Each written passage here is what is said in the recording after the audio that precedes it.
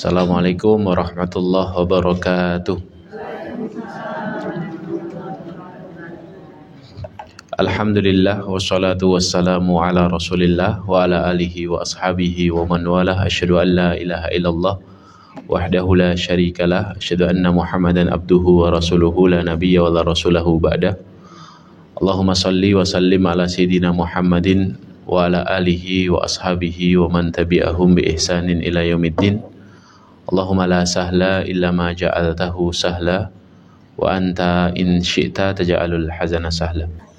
Rabbi shrah li sadri wa yassir li amri wahlul 'uqdatam min lisani yafqahu qawli.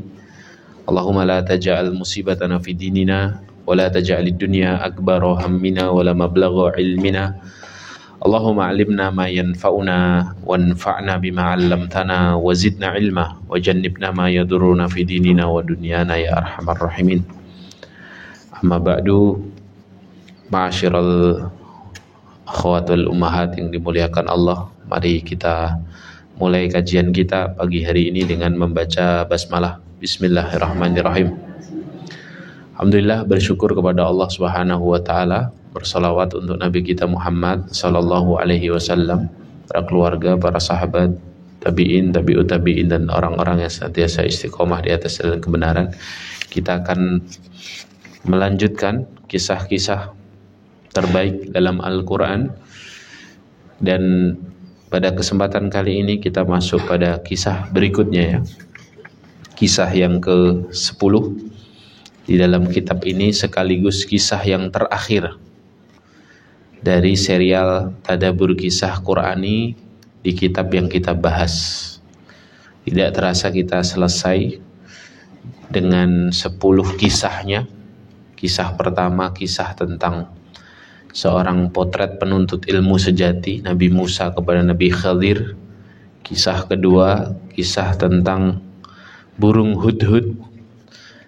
Yang ketiga, kisah tentang dua raja, yaitu Sulaiman dan Ratu Balqis, ya. Kemudian kisah keempat, keluarga Imran, keluarga yang istimewa.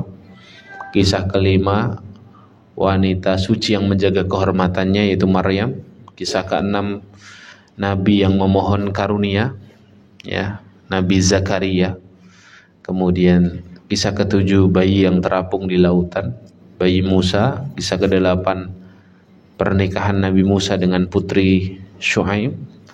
Kemudian kisah 9 adalah kisah Nabi Ibrahim dan tamu-tamu mulianya, menjamu tamu yang menyejarah. Dan insyaallah kita akan masuk kisah 10, yaitu kisahnya Nabi Yusuf alaihi salatu wassalam. Diberi judul oleh muallif, penulis, Ya Rabb, penjara lebih aku cintai. Tadabbur surah Yusuf ayat ke-22 sampai 35. Ma'asyiral hadirin yang dimuliakan Allah,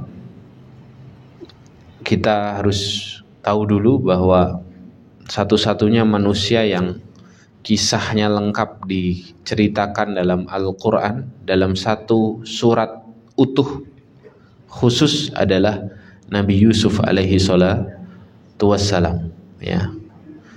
Dan ada banyak sekali kisah di dalamnya, ada banyak sekali cerita di dalam surah Yusuf. Maka sampai Nabi kita sallallahu alaihi wasallam bersabda, barang siapa yang bersedih hatinya, ya, ingin melibur atau ingin menghibur hatinya maka hendaknya dia membaca surah Yusuf.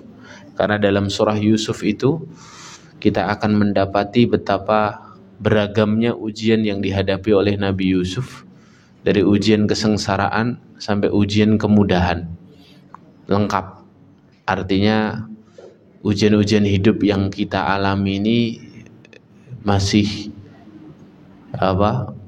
belum terlalu berat untuk kita lalui. Kenapa? Karena Nabi Yusuf adalah seorang manusia dan hamba Allah sekaligus utusan Allah yang harus melewati semua ujian hidup, dan Allah Subhanahu wa taala selalu menyertai dan menolong Nabi Yusuf dalam semua ujian-ujian hidupnya.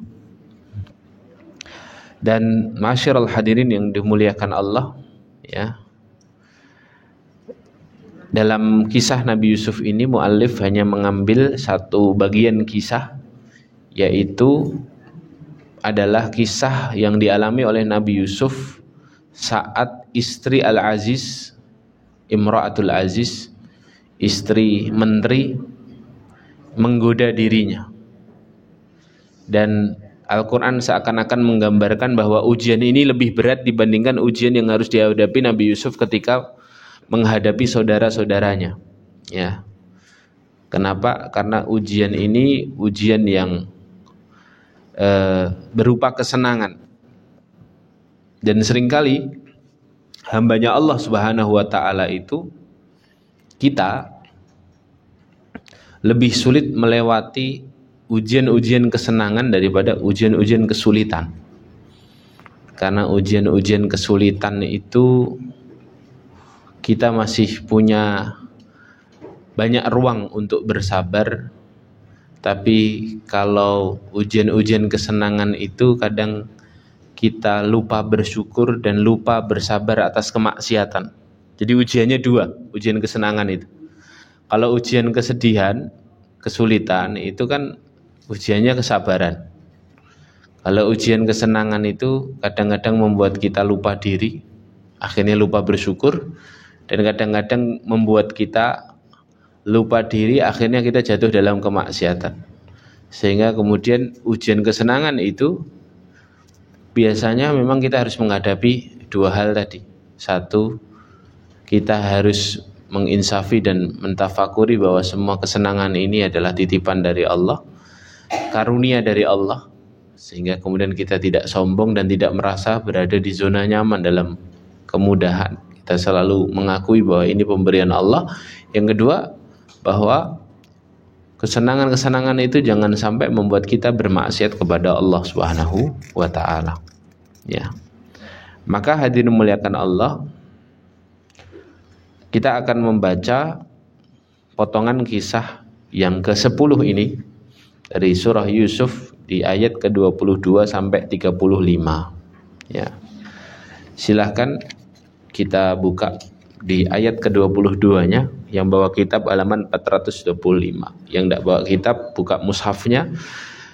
Surah Yusuf, surah 12 ayat ke-22. Mari kita baca ayatnya terlebih dahulu.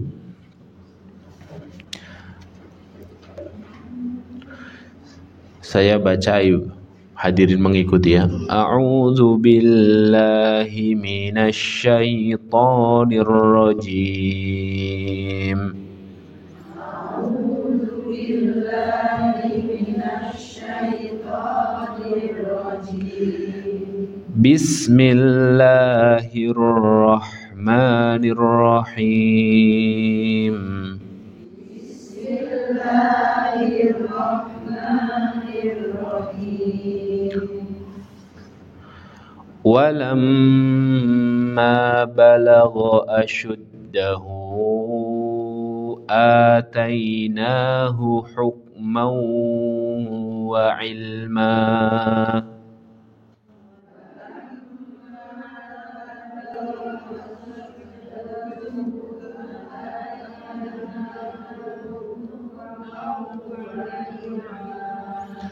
Wa kadzalika najzil muhsinin.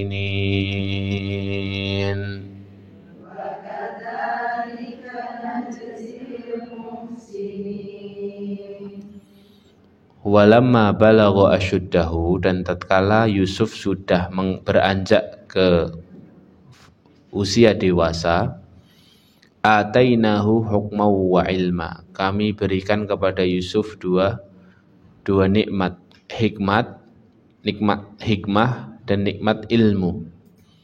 Wa kadzalika najzil muhsinin, dan demikianlah kami berikan balasan kepada orang-orang yang berbuat baik. Ya. Para ulama ketika mentadaburi ayat ini, ya, para ulama mengatakan bahwa salah satu nikmat yang diberikan kepada Allah untuk orang-orang yang berbuat baik karena amalannya, karena ketakwaannya adalah nikmat hikmah dan nikmat ilmu. Ya, nikmat hikmah dan nikmat ilmu. Nikmat hikmah itu apa? Dia diberikan Allah Subhanahu wa taala kemampuan untuk membaca hikmah. Ya. Makanya kalau kita ini pingin mudah membaca hikmah, salah satu kuncinya adalah bagaimana kita mengusahakan ketakwaan diri dan kesalihan diri, agar kemudian setiap kali ada kejadian yang harus kita lalui dalam kehidupan ini, kejadian itu langsung kemudian Allah mudahkan kita untuk menangkap apa hikmahnya, dan itu penting. Karena hidup tanpa hikmah itu ya hidup yang sangat sulit, ya. Anda melewati berbagai macam cerita dalam hidup, tapi tidak pernah bisa membaca hikmahnya, itu hidup yang sulit dan kering, hidup yang sangat nelangsa, bahasanya itu nestapa. Kenapa? Karena ya kita harus mengikuti alur kehidupan tanpa harus tahu ternyata di dalam alur kehidupan kita ada banyak kebaikan bernama hikmah itu. Lah hikmah itu diberikan Allah Subhanahu wa taala kepada orang-orang yang muhsin. Dan Yusuf disinilah adalah orang yang dicontohkan Allah dalam Al-Quran. Dia adalah orang yang tidak pernah bermaksiat, tidak pernah ngerecokin orang, tidak pernah ganggu orang lain, ya. Dia selalu meningkatkan ketakwaan dan kesalihan diri, sehingga kemudian Allah Subhanahu wa taala memberikan rezeki untuknya. Rezeki yang pertama namanya hikmah, rezeki yang kedua namanya ilmu. Ya. Dan ilmu itu dari sisi Allah. Kita belajar sebanyak dan sepanjang apapun, kalau Allah tidak kasih kita ilmu, nggak kasih kita ilmu. Ya, kita taklim kemana-mana, tapi kalau rezekinya ilmu ditahan sama Allah, ya kita hanya hadir saja, jasad kita pulang tidak membawa ilmu. Makanya yang menambahkan ilmu itu kan Allah. Makanya Allah memberikan satu contoh doa dalam Al-Quran apa? Rabbi zidni ilma. Ya Allah, tambahkan kepadaku ilmu. Rasulullah SAW itu diminta oleh Allah untuk menambahkan kepada dirinya ilmu. Rasulullah tidak ngajari kita nambah harta, tidak nambah waktu, tidak nambah peluang terkenal, tapi Rasulullah SAW diajari oleh Rabbnya untuk membiasakan doa ini, Rabbi zidni ilma. Berarti kan ilmu itu dari sisi Allah Subhanahu wa ta'ala. Dan siapa yang dikasih nikmat ilmu adalah orang-orang yang muhsin, orang-orang yang senantiasa berbuat baik, ya. Siapa orang yang berbuat baik? Orang yang memperbagus kualitas ibadahnya kepada Allah Subhanahu wa ta'ala, orang yang menjaga dirinya dari kemaksiatan, maka Allah Subhanahu wa ta'ala akan jaga dirinya, selalu berikan hikmah dan ilmu. Akalnya itu selalu cemerlang, akalnya itu selalu tajam. Makanya Ibnu Rajab mengatakan, barang siapa yang menjaga dirinya, tubuhnya dari maksiat di masa muda, Allah akan jaga akal dan pikirannya di masa tua. Tidak gampang pikun, hadirin. Kenapa tidak bakal gampang pikun? Karena Allah Subhanahu wa ta'ala tahu hamba ini adalah orang yang amanah. Hamba yang amanah menjaga tubuhnya dari maksiat, sehingga Allah pun akan jaga akalnya, pikirannya, ketajaman firasatnya di masa tuanya, ya. Jadi tips anti pikun itu apa, Bu? Tidak hanya pada perkara-perkara fisik. Kenapa? Karena memang fisik ini memang Allah Subhanahu wa ta'ala minta kita untuk menjaganya. Tapi mudah saja bagi Allah Subhanahu wa ta'ala kalau jadikan fisik kita jatuh sakit. Tapi lebih penting daripada menjaga itu adalah kita berusaha menjaga bahwa anggota tubuh kita ini anggota tubuh yang diberikan Allah Subhanahu wa ta'ala amanahnya kepada kita, dan berusahalah kita menjaganya dari segala kemaksiatan, dari segala dosa, yang kemudian Allah labeli orang-orang yang semacam ini dengan istilah muhsin, ya, muhsin. Dan ini balasan untuk setiap orang yang muhsin, orang yang berbuat baik, orang yang menjauhkan dirinya dari maksiat, yaitu hikmah. Yang kedua adalah ilmu yang bermanfaat. Yang itu diberikan Allah kepada nabinya, yaitu Yusuf alaihi salatu wassalam. Baru dimulailah kisahnya di ayat ke-23. Kita baca ya. Wa rawadathu allati huwa fi baitiha an nafsihi. Tuh, 2, 3. 1, 2, 3.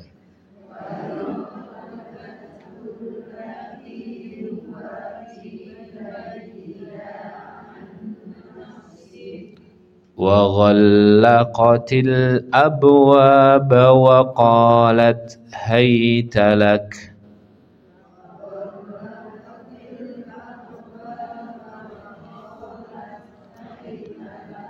Qala ma'adzallah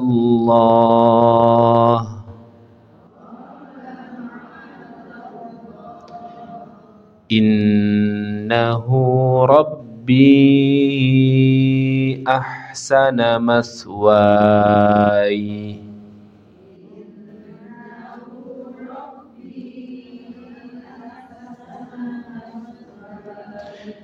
innahu la yuflihul zalimun.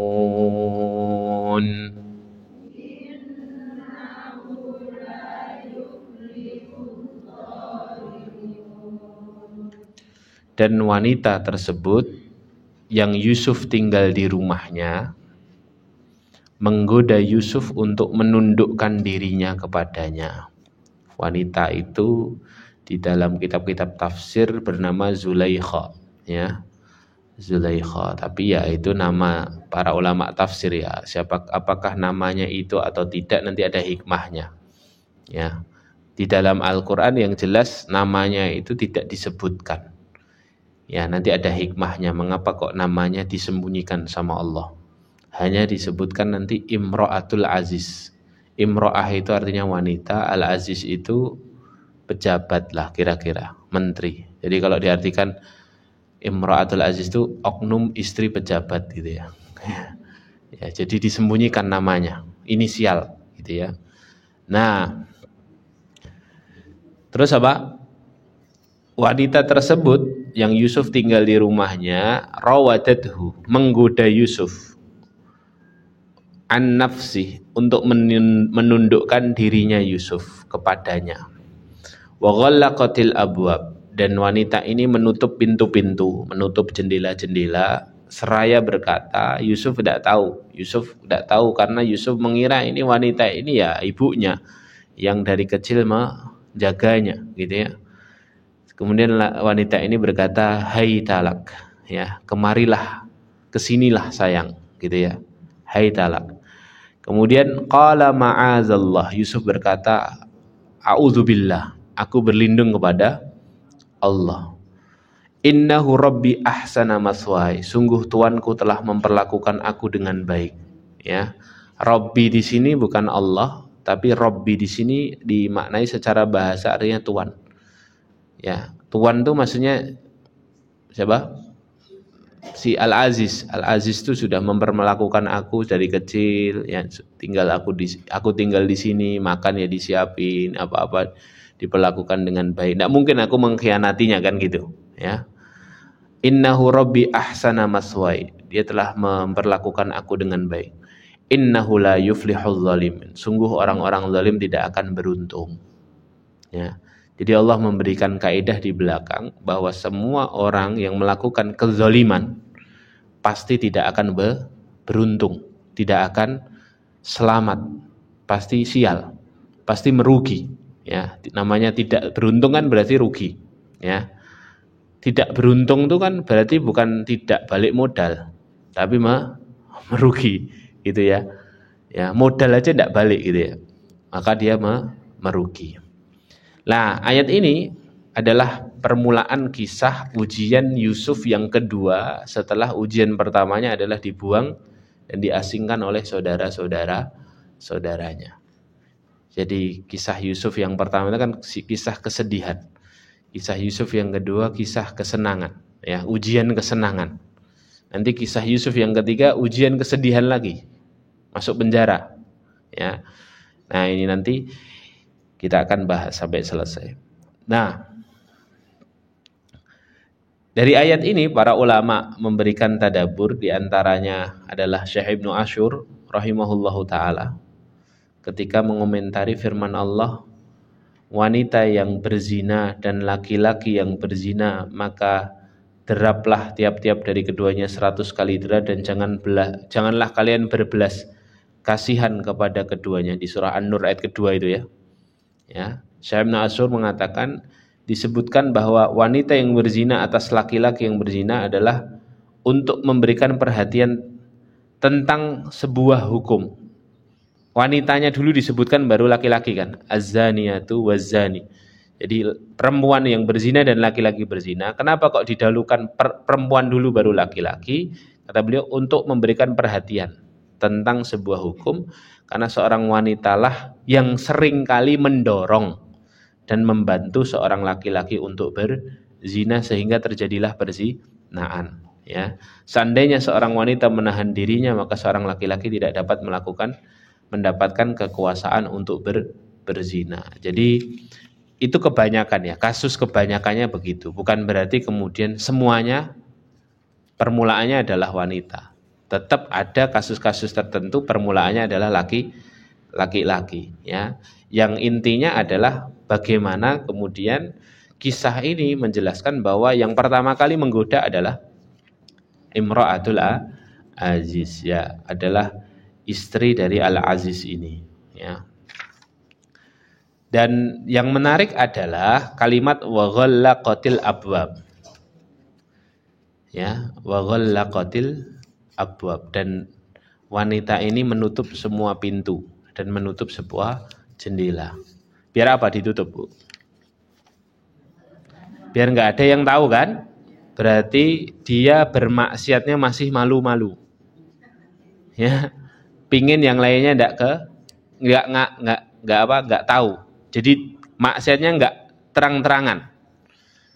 Memang ada dua jenis maksiat ya. Maksiat yang malu-malu, sembunyi-sembunyi, berarti masih ada rasa gelisah dalam hatinya, dan sebenarnya dalam nuraninya itu masih apa? Masih ada satu alarm bahwa ini tuh sebenarnya perbuatan yang salah. Lah itu masih jauh lebih mending, walaupun maksiat tidak ada yang mending ya. Semua maksiat itu buruk. Tapi kondisi seperti itu jauh lebih mending dibandingkan orang yang bermaksiat secara terang-terangan, mujahirin. Ya, bermaksiat dipertontonkan banyak orang, diupload, di-live-kan, ya. Nah, yang kayak gini ini lebih parah daripada yang pertama. Dua-duanya parah. Ya, namanya maksiat kan dua-duanya dimurkai Allah kan.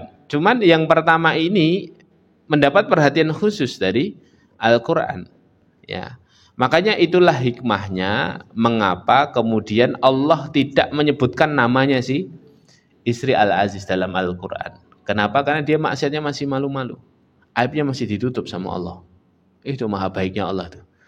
Allah dimaksiati oleh hambanya, tapi Allah masih menutup maksiat hambanya dari pandangan manusia. Di kisah yang lain ada hamba Allah bermaksiat tapi maksiatnya terang-terangan. Makanya namanya disebut sama Allah di dalam Al-Quran. Siapa? Abu Lahab. Abu Lahab itu namanya disebut spesifik sama Allah Subhanahu wa taala. Kenapa? Karena maksiatnya sudah terang-terangan, sudah angkuh, menolak Nabi Muhammad, kemudian mengganggu Nabi Muhammad, ya, sampai kemudian terang-terangan membantah Nabi Muhammad. Tabban laka ya Muhammad alihada jama'tana, ketika Nabi Muhammad mengumpulkan Bani Hashim dan Bani Muthalib di atas sofa untuk menjelaskan dan menerangkan bahwa aku adalah seorang nabi dan utusan Allah. Kemudian Abu Lahab berkata, tabban laka ya Muhammad, celaka kamu Muhammad, apakah hanya untuk ini kamu mengumpulkan kami di hadapan keluarga dan orang-orang yang tadinya sudah sangat respect kepada Nabi SAW. Akhirnya muncullah keraguan kan di situ. Ya, jangan-jangan Muhammad ini ngaku-ngaku. Jadi akhirnya kan terpecah jadi dua. Sebagian beriman kepada Robnya Muhammad, yang sebagian yang mendustakan karena kalimatnya Abu Lahab itu. Kemudian Allah Subhanahu wa taala menurunkan ayat tabbat yada abi Lahabi wa tab, ya, celakalah Abu Lahab, ya, atas apa yang dia usahakan, ya. Jadi Abu Lahab mencelakakan Rasulullah, Allah mencelakakan Abu Lahab karena terang-terangan maksiatnya, ya. Maka Imam Abu Hayyan rahimahullah menjelaskan dalam kitab tafsirnya Al-Bahrul Muhit, beliau mengatakan firman Allah, wanita yang Yusuf tinggal di rumahnya tanpa menyebutkan namanya secara tegas, ya, untuk menutupi si wanita ini, si pelaku dosa ini, menunjukkan bahwa Allah Subhanahu wa taala apa? Azat yang maha menutup aib hambanya, gitu ya. Dan kemudian yang lainnya tentu di sini adalah larangan untuk berkhalwat, berdua-duaan dengan wanita yang bukan mahram, ya, bukan mahram. Ya, Yusuf dan Imra'atul Aziz ini. Kemudian penghalang-penghalang untuk menerima godaan, ya. Ini ada perkataan yang bagus dari Imam As-Sa'di. Beliau mengatakan, bersabar dari bermaksiat kepada Allah sekalipun ada dorongan yang kuat untuk melakukannya. Nanti disebutkan dalam ayat berikutnya, Yusuf itu sebenarnya tergoda, ya. Yusuf itu sebenarnya tergoda. Nanti di ayat 24 itu, walaqad hammat bihi wa hamma biha. Sungguhnya wanita itu telah berkeinginan kuat untuk melakukan zina dengan Yusuf, dan Yusuf pun berkeinginan kuat untuk melakukan hal tersebut kepada wanita tersebut karena tergoda, gitu ya. Nah, kemudian kata beliau apa? Meskipun beliau memiliki keinginan terhadap istri Al-Aziz, namun beliau meninggalkannya karena Allah. Beliau lebih memprioritaskan ridha Allah daripada keinginan hawa nafsu yang senantiasa mengajak kepada yang buruk. Beliau juga melihat tanda dari Rabb-nya, beserta ilmu dan iman yang beliau miliki mengharuskan beliau meninggalkan apa yang diharamkan oleh Allah untuk melakukan kemaksiatan yang besar ini. Syekh As-Sa'di kemudian menyimpulkan bahwa yang menghalangi Nabi Yusuf untuk menerima godaan istri Al-Aziz adalah ketakwaannya kepada Allah. Makanya kan tadi Nabi Yusuf kan komentarnya pertama langsung apa? Ma'azallah, aku berlindung kepada Allah, ya. Aku berlindung kepada Allah. Yang kedua, yang menghalangi Nabi Yusuf apa? Menjaga amanah dan hak dari tuannya yang selama ini telah memuliakannya. Jadi Nabi Yusuf tidak mau zalim, tidak mau berbuat khianat kepada tuannya, ya. Dan Nabi Yusuf tahu bahwa balasan bagi orang-orang yang zalim adalah ketidakberuntungan, ya. Sebaliknya, orang-orang yang menjaga amanah, orang-orang yang menjaga ketakwaan diri, pasti dia akan beruntung. Jadi yang menghalangi itu dua. Satu, rasa takutnya kepada Allah. Dua, amanahnya menjaga hak tuannya, ya, menjaga hak tuannya, ya.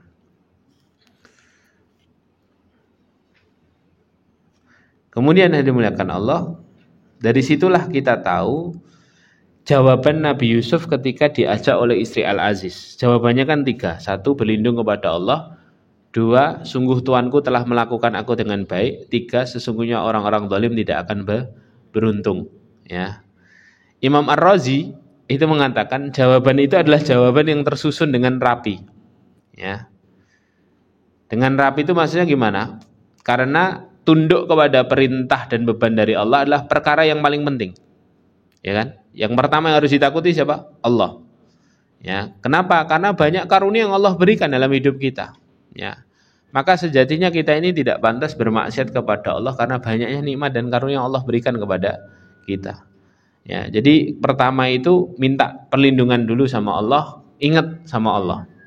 Baru kemudian hak sesama makhluk harus dijaga, yaitu apa? Haknya Yusuf, haknya tuannya Al-Aziz kepada Yusuf, ya. Baru kemudian setelah itu, ya, kalimat yang ketiga, jawaban yang ketiga adalah tentang kezaliman. Ini untuk mengingatkan siapa? Mengingatkan istri Al-Aziz. Jadi lengkap ya. Pertama, kenapa saya tidak mau? Satu, karena saya takut sama Allah. Ma'azallah. Yang kedua, saya harus memperlakukan hak manusia dengan baik. Karena tuanku sudah memperlakukan aku dengan baik, aku tidak mungkin melakukan ini. Yang ketiga apa? Innahu la yuflihudz zalimun. Untuk mengingatkan orang yang mau ngajak maksiat. Ya, lah, 3 jawaban ini kata Imam Ar-Razi adalah 3 jawaban yang penting dalam semua ajakan kemaksiatan yang terjadi dalam hidup kita. Ya. Jadi kalau kita ini berjumpa dengan kemaksiatan, dan itu pasti terjadi, pasti kita ini pernah tergoda untuk melakukan maksiat ya. Apapun bentuk maksiat, maka 3 jawaban ini adalah 3 jawaban yang paling baik. Satu apa? Saya tidak mau karena saya takut sama Allah. Karena Allah sudah sangat baik kepada hidup saya. Maka saya harus jaga amanah ini dari Allah. Yang kedua apa? Saya tidak mau berkhianat kepada sesama manusia. Misalnya yang ngajak maksiat teman kita. Teman kita ngajak maksiat. Berarti kita zalim sama siapa? Kalau kita bermaksiat sama dia. Mungkin sama orang tuanya. Mungkin sama suaminya. Mungkin sama anaknya. Kalau dia maksiat sama kita, anak-anaknya kan akan merasa apa? Tidak punya apa? Teladan yang baik karena ibunya atau bapaknya bermaksiat. Lah kita apa? Alasan keduanya kita menjaga hak orang lain. Ya. Baru yang ketiga, innahu la yuflihudz zalimun. Kalimat itu jawaban untuk menasihati. Kita jangan zalim. Karena zalim nanti menjadikan Allah tidak memberikan kemudahan dan keberuntungan dalam hidup kita. Ya, jadi kata Imam Ar-Razi, ya, jawaban Nabi Yusuf ini adalah jawaban yang tersusun rapi. Dan 3 alasan inilah yang kemudian baik untuk kita jadikan alasan jika ada orang yang mengajak kita kepada maksiat, gitu ya. Wallahu a'lam bishawab. Kemudian hadirin muliakan Allah, di antara makna yang juga bagus untuk kita tadabburi adalah apa yang disampaikan oleh Syekh Mutawalli Asy-Sya'rawi rahimahullahu taala. Ya. Dalam tafsir Asy-Sya'rawi beliau menjelaskan bahwa firman Allah di ayat ke-23 itu berisi 2 makna. Yang pertama, bahwa Nabi Yusuf tidak menyetujui permintaan istri Al-Aziz setelah ia mengutarakan keinginannya. Nabi Yusuf menolaknya. Yang kedua, bahwa Nabi Yusuf meminta pertolongan kepada Allah karena Allah lah yang telah menyelamatkan Nabi Yusuf dari tipu daya saudara-saudaranya, menyelamatkan dari sumur, kemudian mempersiapkan sebaik-baik tempat di Mesir, dijual orang ya, kemudian diterima sama Al-Aziz ya, agar ia terus akhirnya hidup di dalamnya, berbuat baik di dalamnya, akhirnya Allah berikan hikmah dan ilmu tadi. Sehingga makna yang kedua apa? Selain menolak, ternyata Nabi Yusuf itu dimudahkan Allah untuk menolak mara bahaya ini karena Nabi Yusuf ingat sama Allah. Ya, ingat sama Allah. Berarti apa? Yang membebaskan Nabi Yusuf dari bahaya kedua setelah bahaya makar dari saudaranya adalah pertolongan Allah Subhanahu wa taala, ya.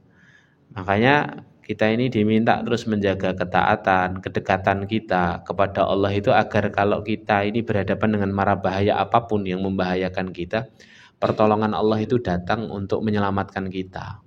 Gitu ya. Jadi kalau kita mau ditolong, kita harus menolong agamanya Allah. Ya, kalau kita mau dimuliakan hidup kita, maka kita harus memuliakan agama Allah. Ya, kalau Allah mau perhatian sama kita, maka kita harus perhatian sama Allah. Fadhkuruni adzkurkum. Ya. Ingatlah aku, niscaya aku akan mengingatmu. Ihfadillaha yahfazka. Jagalah aku, jagalah Allah, niscaya Allah akan menjagamu. Ya. Ta'arraf ila Allah fir raha ya'rifka fisyiddah. Dalam hadis yang lain. Kenali Allah di masa mudahmu, niscaya Allah akan mengenalimu di masa sulitmu. Ya. Nah, ini makna yang disebutkan oleh Syekh Mutawalli Asy-Sya'rawi rahimahullahu taala, ya.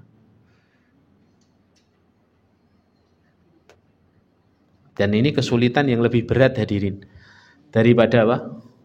Kesulitan yang pertama kan. Kalau kesulitan pertama itu Ya urusannya sama saudaranya Yusuf saja. Konsekuensinya ya dibuang saja, diasingkan. Kalau yang kedua ini diajak zina, ya. Padahal dia adalah orang yang sudah bersuami. Suaminya ini sudah banyak jasanya kepada Yusuf, ya. Bahkan menempatkan Yusuf itu layaknya seorang anak, ya. Dan kebaikan yang semacam ini tidak mungkin dibalas dengan pengingkaran, dengan pengkhianatan, ya. Makanya kemudian tadi jadi Yusuf itu minta pertolongan kepada Allah. Itu kuncinya. Jadi selain Yusuf menolak, yang membuat Yusuf kuat itu adalah kalimat ma'adzallah. Aku berlindung kepada Allah, ya. Jadi kalimat itu juga harus kita tiru. Setiap kali ada maksiat langsung bilang apa? Ma'adzallah atau a'udzubillah. A'udzubillah itu sebagai benteng Allah turunkan nanti pertolongan untuk kita kuat menolak kemaksiatan, ya. Baik, barakallahu fikum. Kemudian ayat yang selanjutnya, tambah satu ayat lagi. Nanti setelah ini kita buka tanya jawab, ya. Baik, saya baca dulu. Walaqad hammat bihi wa hamma biha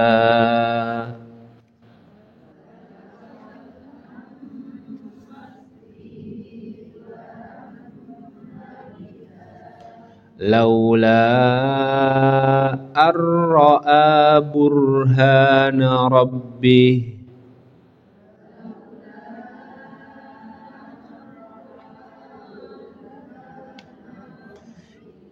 kadzalika linasrifa anhu as-su'a wal fahsya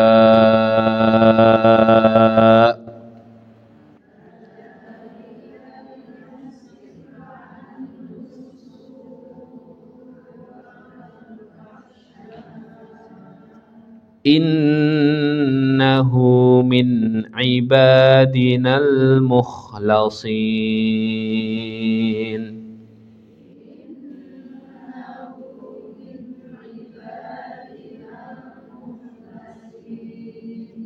Sungguh benar-benar wanita itu telah berkeinginan, berhasrat kepada Yusuf, dan Yusuf pun berkeinginan, bercenderungan kepada wanita tersebut, andai kata ia tidak melihat burhan dari Robnya, tidak melihat tanda dari Robnya, pengingat dari Allah Subhanahu wa Ta'ala. Jadi yang menghalangi Yusuf untuk bermaksiat itu apa? Pertolongan Allah. Jadi tiba-tiba hatinya itu dibuat Allah gelisah. Makanya namanya ism, yang namanya dosa itu selalu apa? Menggelisahkan, ya.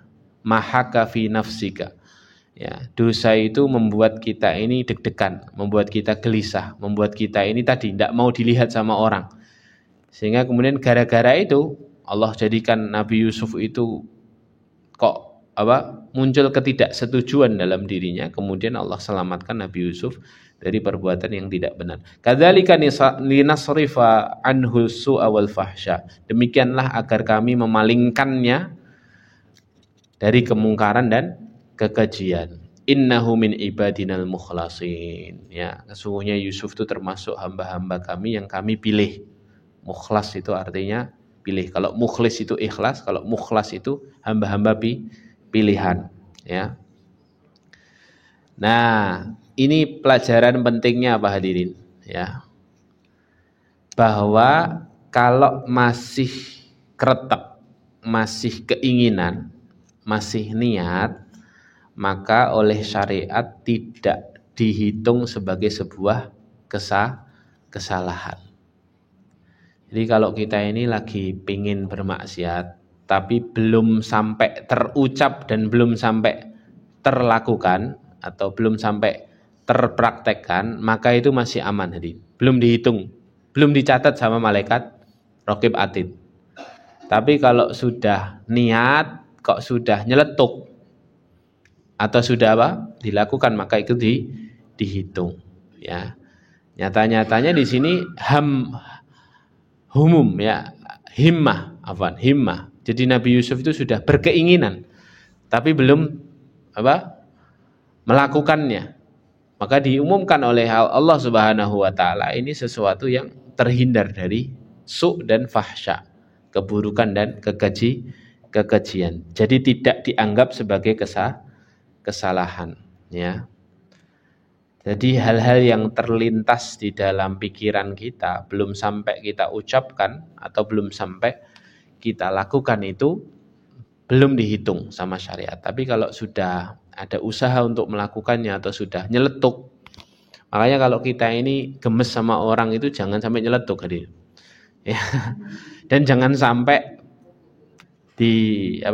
diwakilkan dengan anggota tubuh kita yang lain. Misalnya wajah kita jadi sinis, mata kita jadi ngelirik begini, jangan hadir, ya. Segera beristighfar, ma'adzallah, a'udzubillah, begitu ya. Jadi jangan langsung direpresentasikan dengan anggota tubuh kita karena itu nanti dihitung. Tapi kalau masih berupa keinginan maka tidak dihitung, ya.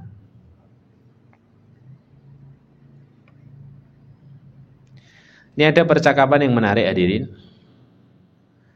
Ya. Dari Imam Ibnul Jauzi. Beliau mengatakan bahwa keinginan Nabi Yusuf itu bukanlah azam, tetapi dorongan syahwat. Jadi beda antara keinginannya Zulaiha sama keinginannya Yusuf. Kalau Zulaiha itu memang dari awal sudah azam, sudah tekad mau berbuat buruk dengan Nabi Yusuf. Tapi kata Imam Ibnul Jauzi menyitir perkataan Al-Qadhi Abi Ya'la, beliau mengatakan kalau Yusuf ini enggak tekad, enggak azam, tapi dorongan syahwat, godaan syahwat, gitu ya. Yang itulah kemudian menjadikan Yusuf itu akhirnya terbebas dari azam untuk bermaksiat. Jadi hanya sebatas lintasan pikiran saja, tidak sampai tingkatan memang berencana, ya. Sehingga itulah alasan mengapa Yusuf kemudian Allah Subhanahu wa taala selamatkan dari maksiat ini, karena ya tadi godaan, ya, lintasan pikiran saja, dan Allah Subhanahu wa taala ampuni apa yang kemudian dilakukan oleh Nabi Yusuf, ya. Itu bedanya. Yang satu keinginannya didorong dengan azam kuat, terencana, gitu ya. Yang satu enggak direncanakan, memang karena dorongan syahwat di tempat kejadian perkara. Makanya hukuman kan beda juga ini, antara yang direncana dan tidak direncana, ya. Hukumannya beda juga, ya. Makanya kemarin kita baru mendampingi, hadirin, LKBH kami itu baru mendampingi kasus yang santri dibakar itu, hadirin. Dengar ya, ya. Itu yang menyulitkan di sisi hukumnya itu karena ya si kakaknya santri yang bakar santri temennya itu dia beli bensin, hadirin. Nah itu kemudian dikait-kaitkan berarti ini direncanakan, wong kober tuku bensin gitu ya. Nah itu kan menyulitkan, kecuali kalau kemudian dorongan emosinya muncul seketika, itu beda lagi hukumnya, ya. Karena pembunuhan berencana dan tidak berencana itu juga beda, hadirin, ya kan? Hukumannya kan? Ya, sanksinya juga beda, ya. Makanya itu kemudian dua-duanya ya kita harus dampingi, ya. Korban ya harus didampingi, pelaku juga harus didampingi, ya. Karena ya namanya anak muda, hadirin, ya. Adiknya HP-nya diambil, ya. Kemudian kakaknya enggak terima, kira-kira begitu tuh. Sebenarnya itu masalah yang sebenarnya juga masalah yang harusnya enggak sampai viral, tapi takdir Allah, ya. Kita ambil pelajarannya, ya. Ya seperti itu. Wallahu a'lam bishawab. Itu beberapa hal yang bisa kita baca pada kesempatan kali ini, ya. Yang kemudian semoga kita bisa ngambil beberapa pelajaran yang penting dari 3 ayat yang sudah kita baca. Selanjutnya monggo silakan kalau ada pertanyaan sebelum besok kita lanjutkan lagi di pertemuan berikutnya tentang tentang kisah berikutnya itu gimana nanti.